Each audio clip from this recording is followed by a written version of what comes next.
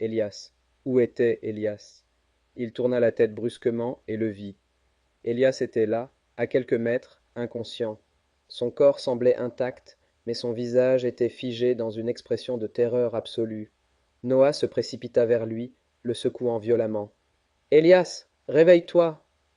Rien. Noah sentit une sueur froide couler le long de sa colonne vertébrale. Puis, soudain, les paupières d'Élias frémirent, et il ouvrit les yeux d'un coup.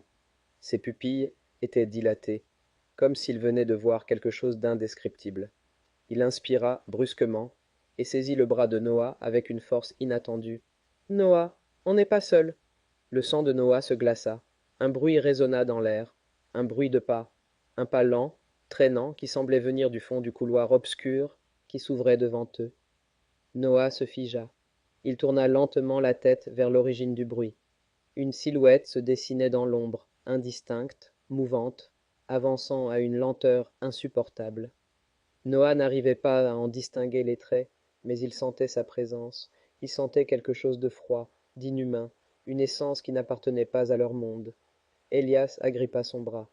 Il faut courir, tout de suite. Noah n'eut même pas le temps d'acquiescer. L'ombre bondit vers eux. Ils s'élancèrent dans le couloir, sans réfléchir, le souffle court, le cœur battant à un rythme frénétique. Le sol sous leurs pieds semblait instable, comme s'il voulait les happer à chaque pas.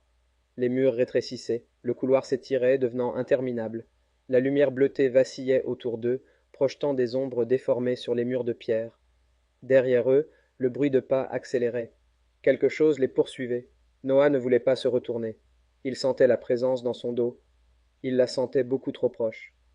Un courant d'air glacial balaya sa nuque. Quelque chose tenta de l'attraper. Il sentit des doigts effleurer son épaule. Il poussa un cri.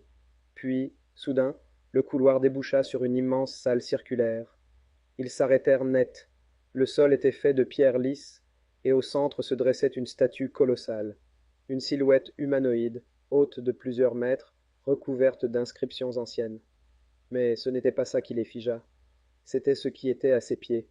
Un cercle gravé dans la pierre, empli d'une lumière rougeâtre, pulsante, vivante, et autour, une multitude de figures encapuchonnées, immobiles, alignées en un cercle parfait. Le souffle de Noah se coupa. Les silhouettes étaient totalement immobiles. Élias attrapa le bras de Noah avec une force désespérée. On doit partir. Noah hocha la tête, le cœur au bord de l'explosion. Puis, l'une des silhouettes bougea, lentement, inexorablement. Elle leva une main, et d'une voix rauque, ancienne, impossible à identifier, elle prononça un seul mot.